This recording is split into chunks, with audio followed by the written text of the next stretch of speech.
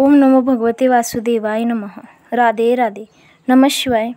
नमस्कार YouTube family. आपल्या YouTube चॅनलमध्ये आपले सहर्ष स्वागत आहे. मग सगळे कसे आहात? मजेतच असाल. मी आज तुमच्यासाठी शिवमहापुराण कथापठण ही सिरीज घेऊन आली आहे. तरी पूर्ण व्हिडिओ पहा व व्हिडिओला लाईक व चॅनेलला सबस्क्राईब करा. शिवमहापुराण कथा ऐकल्याने तुम्हाला अवश्य लाभ होईल व त्याने तुम्हाला काय लाभ झाला ते तुम्ही नक्की कमेंटमध्ये सांगा.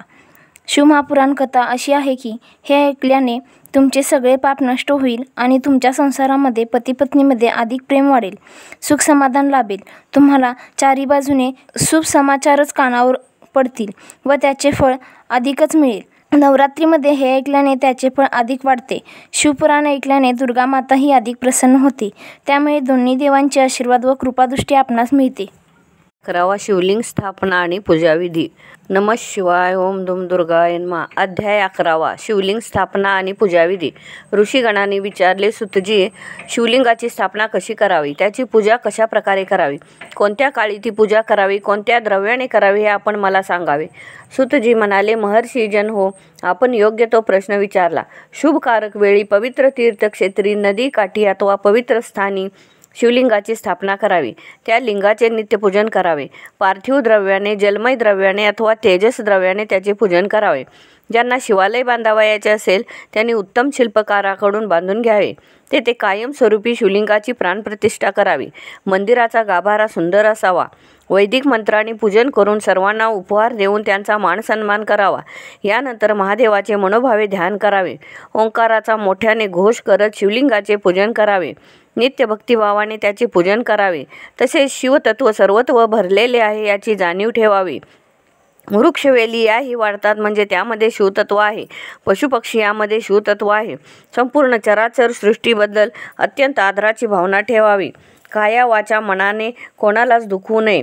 प्रत्येक जीव हा शिवस्वरूप आहे ही विश्व स्थापना संकल्पना हृदयात बिंबवून सर्वांची सेवा करावी. शुद्ध अंतःकरणाने सर्वांवर प्रेमाचा वर्षाव करावा.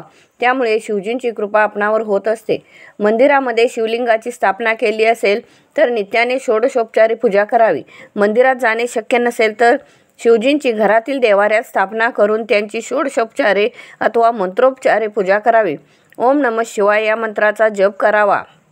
मोठ्या प्रमाणात जप केला तरी चालेल अथवा मनातल्या मनात जप केला तरी चालेल.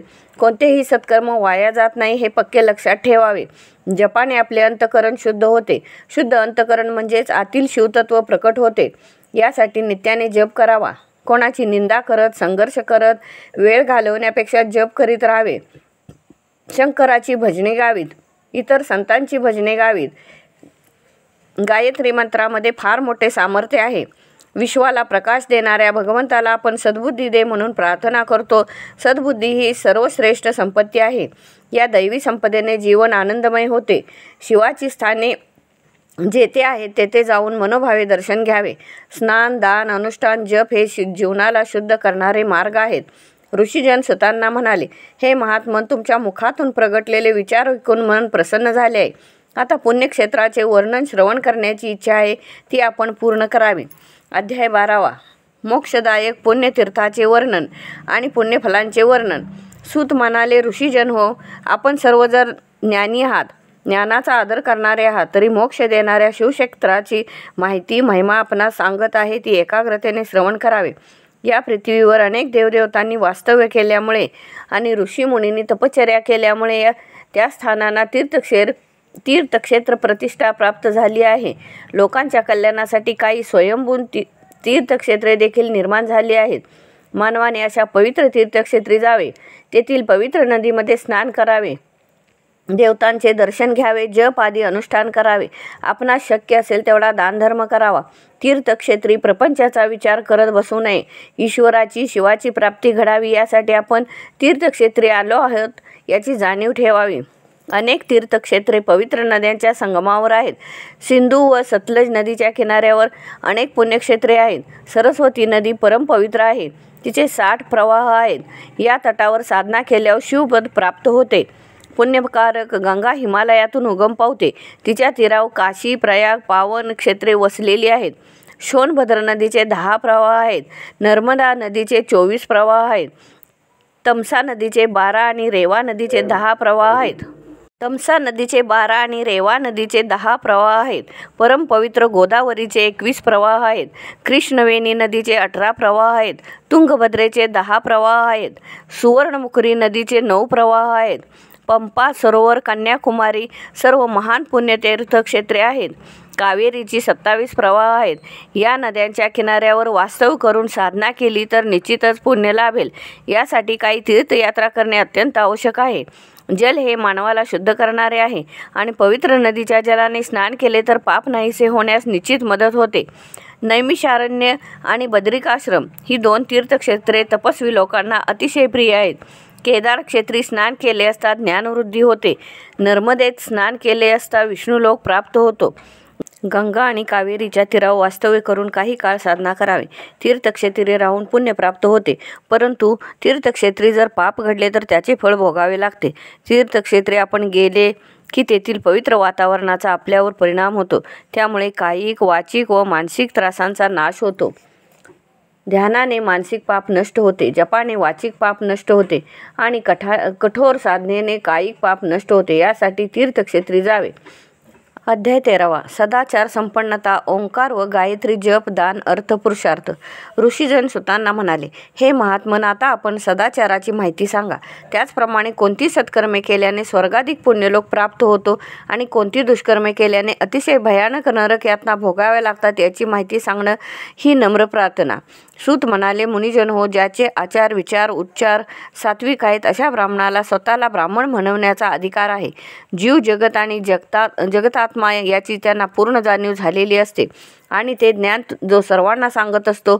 जो वेदांनी सांगितलेल्या आचारांचे पालन करतो त्याला विप्र असे म्हणतात. जो वेदातील धर्माचे आचरण करतो त्याला द्विज असे म्हणतात. जो थोडे ज्ञान प्राप्त करून मंत्रिपदावर राहून राजाची सेवा करतो त्याला क्षत्रिय ब्राह्मण असे म्हणतात. जे ब्राह्मण शेती व व्यापार करतात त्यांना वैश्य ब्राह्मण म्हणतात. सर्व लोकांनी ब्रह्ममुहूर्तावर उठावे, मंगल स्नान करावे, भस्माने कपाळावर त्रिपुंड काढावे, गायत्री मंत्राचा जप करून पूर्व दिशेला सूर्यासाठी 3 वेळा अर्घ्य द्यावे, संध्या करावी. शंकर, गौरी, कार्तिकेय, विष्णू, ब्रह्मा, चंद्र आणि अन्नदेवता या सर्वांना एकरूप मानावे. प्रणवाची उपासना करावी.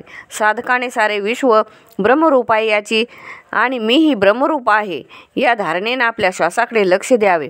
हा सोहम जप जीवाला परब्रह्म स्वरूपामध्ये स्थित करतो. सदैव नाशवंत प्रापंचिक गोष्टीचा विचार करू नये. गायत्री मंत्राचा जास्तीत जास्त जप करावा. धर्माच्या आधारावर अर्थ म्हणजे संपत्ती, पुरुषार्थ प्राप्त करावा. चांगल्या मार्गाने पैसे मिळवावेत आणि चांगल्या मार्गासाठी उपयोगी आणावेत. मोक्ष हेच जीवनाचे ध्येय ठेवावे. कितीही धन प्राप्त झाले तरी मानवाला शांती लाभू शकणार नाही. यासाठी धर्म आणि मोक्ष या दोन्हींच्या मध्ये अर्थ आणि काम पुरुषार्थाची रचना ठेवली आहे. कलियुगात देव प्रतिमांच्या पूजनाने ज्ञान प्राप्त होईल. तसेच देश, काल, पात्र पाहून दानधर्म करावा. दुसऱ्यांचे दोष कधी काढू नयेत. त्यांना त्रास होईल असे बोलू नये. संपूर्ण शिवाचा लीलाविलास आहे हे जाणून आपली कर्तव्य कर्मे करावी. अध्याय 14. अग्नियज्ञ, देवयज्ञ आणि ब्रह्मयज्ञ. ऋषीजन सुतांना म्हणाले, आता आम्हास अग्नियज्ञ, देवयज्ञ, ब्रह्मयज्ञ आणि देवतार्चनाचे महत्त्व याविषयीची माहिती सांगावी. सूत म्हणाले, महर्षीजन हो, ज्या पुरुषांनी गृहस्थ आश्रम स्वीकारलेला आहे त्यांनी नित्याने सकाळी व सायंकाळी अग्नीमध्ये द्रव्ययुक्त हवन करावे. याला अग्नियज्ञ असे म्हणतात. ब्रह्मचारी पुरुषास समिधा देणे हा देखील अग्नियज्ञ होय. त्यांनी त्या समिधा अग्नीमध्ये हवन कराव्यात. जोपर्यंत अविवाहित आहोत तोपर्यंत ब्रह्मचर्य व्रताचे कडक पालन करावे. व्रताचे आमरण व जपाचे अनुष्ठान करावे. हा त्यांचा अग्नियज्ञ होय. संन्यासी लोक आत्म्याला अग्निसमान मानतात. शरीर रक्षणासाठी थोडे अन्नग्रह करावे व त्याच्यासाठी अग्नियज्ञ होय. दिवसा सूर्यामध्ये अग्नी अधिष्ठित असतो, त्यामुळे प्रातःकाली सूर्याला दिलेली आहुती अग्नियज्ञासमान आहे. इंद्रादी देव सर्व देवतांसाठी अग्नीमध्ये आहुती देणे याला देवयज्ञ म्हणतात. चुडा करणाऱ्या संस्कारामध्ये विधियुक्त हवन कर्म केले जाते, तो ही देवयज्ञ होय. देवतांना प्रसन्न करण्यासाठी यज्ञ करणे हा देखील देवयज्ञ होय. नित्य नियमाने श्रवण, पठन, अध्ययन करणे याला ब्रह्मयज्ञ म्हणतात. सकाळी अथवा संध्याकाळी हा ब्रह्मयज्ञ करावा. शिवजींनी सृष्टीच्या आरंभी लोकांना उपयोगी पडावे म्हणून वाराची संकल्पना अस्तित्वात आणली. त्यांनी 7 वार निर्माण केले. वाराचा स्वामी सूर्य, त्या वाराला रविवार असे नाव देण्यात आले. त्यानंतर मायाशक्तीचा वार बनवला. त्याचा अधिपती चंद्र, त्याला सोमवार असे नाव दिले. कुमाराच्या वाराला अस्तित्वात आणून मंगळाला त्याचे स्वामी केले. त्यानंतर विष्णू, ब्रह्मदेव, इंद्र आणि यम यांचे वाद निर्माण झाले. बुध, गुरु, शुक्र आणि शनी या ग्रहांना अनुक्रमाने त्यांचे अधिपती म्हणून नियुक्त केले. त्यांच्या नावावरून बुधवार, गुरुवार, शुक्रवार, शनिवार असे वार अस्तित्वात आले. रविवारी सूर्याची उपासना, सोमवारी चंद्राची, मंगळवारी मंगळाची, बुधवारी बुधाची, गुरुवारी गुरुची, शुक्रवारी शुक्राची, शनिवारी शनीची उपासना केल्यास पुण्यफल प्राप्त होते.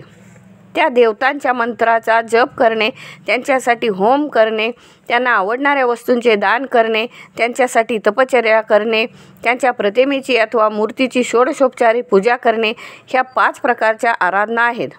जो श्रद्धाभक्तीने आपली नित्याची पूजा आराधना करतो त्याच्यावर शंकर कृपा करतात.